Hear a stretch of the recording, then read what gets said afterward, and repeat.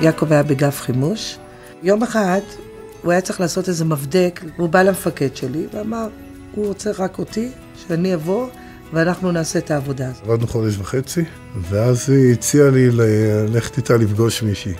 באותו יום אנחנו יצאנו לחיפה, וטיילנו. טוב, איפה החבר שלך? מי זה? ואני מפזרת לי את הצמה, ככה הייתי עם צמות. פיזרתי ואני אומרת לו, מה, תגיד לי, אתה מסתובב איתה כבר שעתיים, זה לא מספיק לך?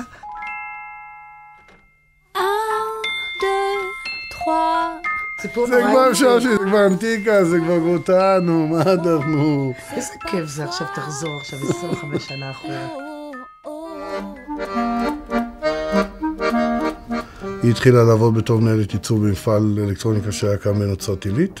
ושם גדליה עבד כטכנאי, ושם הכרתי אותו. הערבים, היינו נפגשים עם יעקב, שהוא היה בתקופה היא בקבע, והתחלנו לדבר על זה, שאולי נתחיל ביחד לפתוח איזשהו עסק. ואז דרך חבר הגעתי לפיתוח של איזו מערכת חלב. אנחנו ישבנו ימים, לילות, גדליה, אני ויעקב. פה בעצם התחיל כל העסק.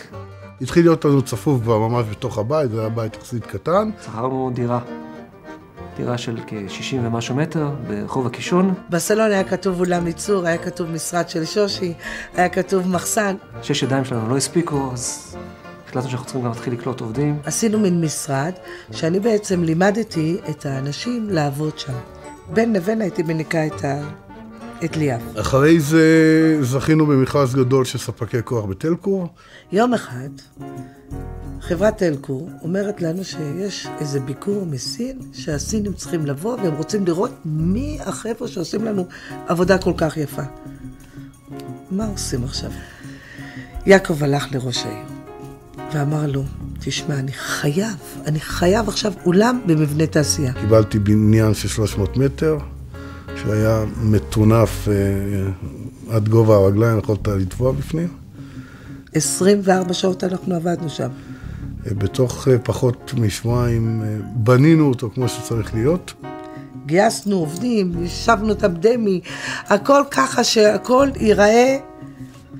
ועברנו את הביקור הזה בהצלחה. לקחנו את כל הייצור של פיברוניקס, וזאת הייתה חברת תקשורת אופטית, הראשונה בעולם שפיתחה מוצרי תקשורת באופטיקה, ורוב הייצור שלה עבר אלינו, וזה בעצם כבר הביא אותנו לכמעט 100 אנשים באותו בניין. תוצאות מתחילות לבוא, שדברים באמת שעשינו מתחילים להתממש, היקפי העבודה גדלים, אנחנו נכנסים לטכנולוגיות חדשות, הלקוחות מרוצים מאיתנו, אנחנו מקבלים פידבקים חיוביים מהשוק, וזה בעצם נתן לנו את הטריגר להמשיך הלאה ולהתרחב. בניין הראשון היה בערך 8,000 מטר מרובע, בניין השני 14,000, ועכשיו עוד מעט יש לנו את הבניין השלישי. לפחות בשנים הראשונות לא חלמנו שאחרי 20 ומשהו שנה נגיע לחברה בהיקפים כאלה.